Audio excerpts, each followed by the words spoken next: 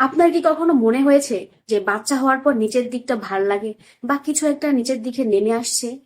সাবধান, এটা কিন্তু শুধুই দুর্বলতা না, এটা হতে পারে জরায়ু নিচের দিকে নেমে যাওয়া, যেটাকে মেডিকেলের ভাষায় বলা হয় ইউটেরাইন প্রোলাপস। বাচ্চা হওয়ার পর প্রতি 4 জন নারীর মধ্যে 1 জন নারীর জরায়ু ধীরে ধীরে নিচের দিকে নেমে আসে। আর এর কারণ হলো জরায়ু ধরে রাখার যে পেশি ও লিগামেন্ট গুলো ডেলিভারির সময় টান পড়ে দুর্বল হয়ে যায়।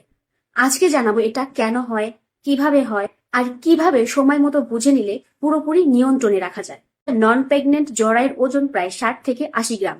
আর বাচ্চা হওয়ার সময় আমাদের জরায়ু অনেকটা বড় হয়ে প্রায় 5 গুণ হয়ে যায়। আর এই সময় জরায়ুকে ধরে রাখে কিছু মাংসপেশি এবং লিগামেন্ট, যেটাকে বলা হয় পেলভিক ফ্লোর মাসেল।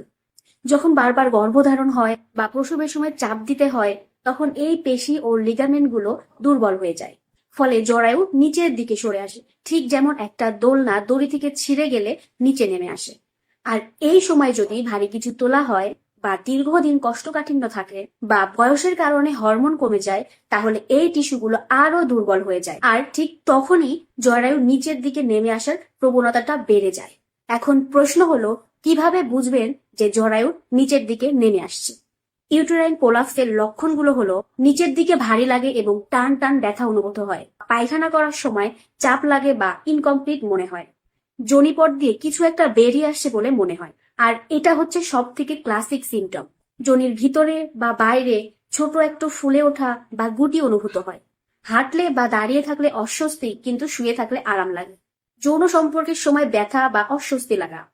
আর এই সবগুলো লক্ষণ যদি একসাথে দেখা যায়, তাহলে এটা অবহেলা না করে দ্রুত কোনো গাইনোকোলজিস্টকে দেখানো জরুরি। তবে ভয়ের কিছু নেই, প্রথম দিকে এটা ধরতে পারলে সহজেই এটা সম্পূর্ণরূপে নিয়ন্ত্রণে রাখা যায়। এটা প্রতিরোধেরও কিছু উপায় আছে, যেমন ডেলিভারির পর 6 সপ্তাহ পর্যন্ত সম্পূর্ণ বিশ্রামে থাকতে হবে, ভারী কিছু একদমই তোলা যাবে না। প্রতিদিন নিয়ম করে কেগেল এক্সারসাইজ করা, যেটা জরায়ুকে শক্ত রাখে।